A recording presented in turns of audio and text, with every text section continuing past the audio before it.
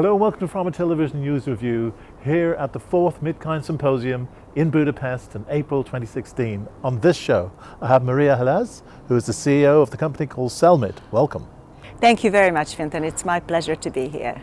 We'll come on to CellMid in a few moments, but as I said, this is the 4th Midkine Symposium. As a person who's sponsored this and made it all happen, how's the symposium been? So we are really excited to be here on this symposium. Obviously, this is a forum, a preeminent forum on Midkine research. And Midkine, of course, is now emerging as a very exciting novel target for both diagnostic and therapeutic purposes. So to us, this is fantastic to be here and see all the emerging research around this exciting target. Indeed. I suppose one of the key things about Midkine research, first of all, it's the number of labs working at it. It's a global activity. The other element to it, of course, as we know from the symposium, is how we can understand it better, what Midkine is actually doing, and it's quite a subtle protein in some ways. So how do you see that, and how are we going to make sure that ultimately Midkine becomes that a therapeutic or even a good diagnostic?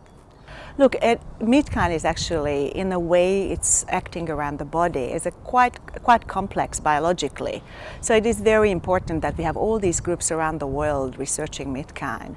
Sure. And you find Midkine all over the body in very, very small concentrations. And it's particularly important in embryonic development. By the time of birth, it gets downregulated. Right. It gets difficult to be studied because it really is around only in pathogenesis of certain diseases. Indeed. And you see first it emerges as a diagnostic marker, a biomarker of the illness. And so what we are trying to see is what are the situations where it goes beyond that, and it is no longer just a marker of the illness, but actually the driver of the illness. And those are the situations where we can actually interfere with Midkine for the benefit of the patients and to improve therapeutic outcomes. Right. And that leads us into CellMate, because obviously CellMate is an owner of patents around Midkine technology. And it has several divisions. So tell us about CellMid. CellMid is a life sciences accelerator. We have 3 wholly owned subsidiaries, and 2 of those subsidiaries are actively researching Midkine. In particular, Lyramid, where we're looking at exactly what I've just mentioned, looking at Midkine, where it's driving disease and trying to inhibit or knock down Midkine so that we can benefit the patients. And Lyramid owns a very comprehensive intellectual property around Midkine. In fact, CellMid as a whole owns over 90% of the global IP around Midkine, and that includes both diagnostic and therapeutic opportunities within this disease target. Right. So we mentioned both in the therapeutic approach, Midkine itself can be used as a therapeutic, and also an anti-Midkine can also be used as a therapeutic. So how do we take that forward? How do we take those 2 programs forward, and where can we go in terms of the correct therapeutic approach? It is actually, when you look at specific organs and specific disease situations, it's not complicated. It is actually quite clear, and it's emerging now that in diseases like chronic kidney disease, Midkine is actually a key driver of the disease. Sure.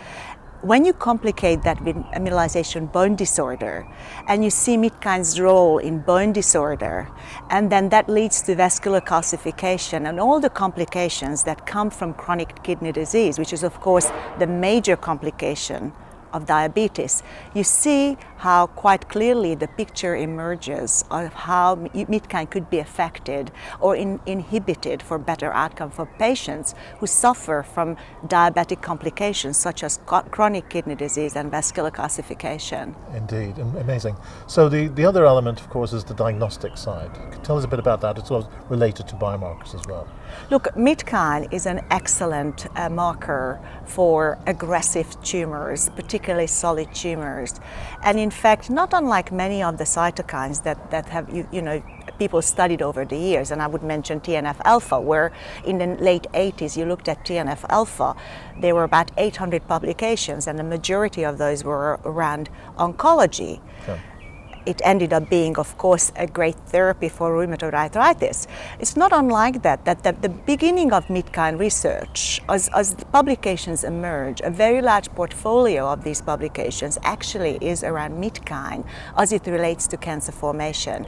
And an even bigger component of that is, of course, the diagnostic aspect. So Midkine is emerging as a really solid prognostic for solid tumors, particularly aggressive solid tumors. And we've got somewhere in the range of 70 publications now in different tumors to demonstrate that.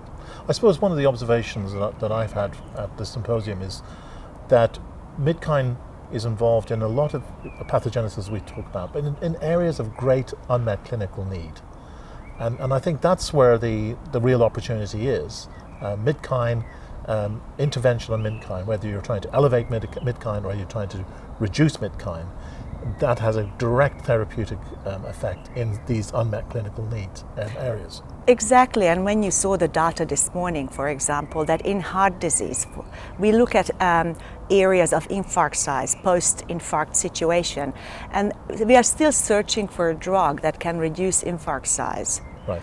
And there's still nothing like that out on the market. Yes, yet you see the data that Midkine is quite effective with a single dose application of reducing infarct size in large animals. So this is the kind of data that encourages us to take this forward to a human clinical study. Likewise, when we look at kidney disease, of course there's a very large number of drugs in development for chronic kidney disease. This is an urgent unmet medical need. It's a growing need in our population. But when you look at combining that with mineralization bone disorder, you really don't see a drug that emerges as one that can affect the entire path. And I think when you put together the kidney data that we've seen yesterday and today during the symposium with the bone data, where we've been showing that our antibodies are actually quite effective, showing efficacy in healing bone and also reducing osteoporotic breakage. When you look at and put that together, the picture is emerging as a potential therapy for things like kidney disease with mineralization bone disorder. Right. You talked about Cellmid as a division within CellMate. Could you just tell us a little bit about how CellMate is organized? Because you described CellMate as an accelerator company for research and development. So explain the relationship between CellMate. So we have CellMid is our holding company, and we have 3 wholly owned subsidiaries. We have a consumer health business, Advangen, and that has a product on the market. So actually we are a revenue generating business, and we are reaching profitability in those subsidiaries now. The other 2 subsidiaries are both involved in Midkine research. Kinera is our company that has all the assets around using Midkine as a therapeutic protein, particularly in ischemia or reperfusion injury-related illnesses in the cardiac tissue. Cellmid, on the other hand, owns all the IP around Midkine antibodies. So you find that all the therapies around kidney disease, mineralization bone disorder, bone fracture healing, all these assets are actually within Cellmid itself.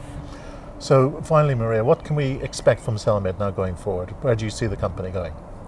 Look, we are very excited because, as you see, the research is now emerging and pushing us very strongly into the clinic. We now have a humanized antibody in Cellmid that we can take to the clinic. We have completed cell line development.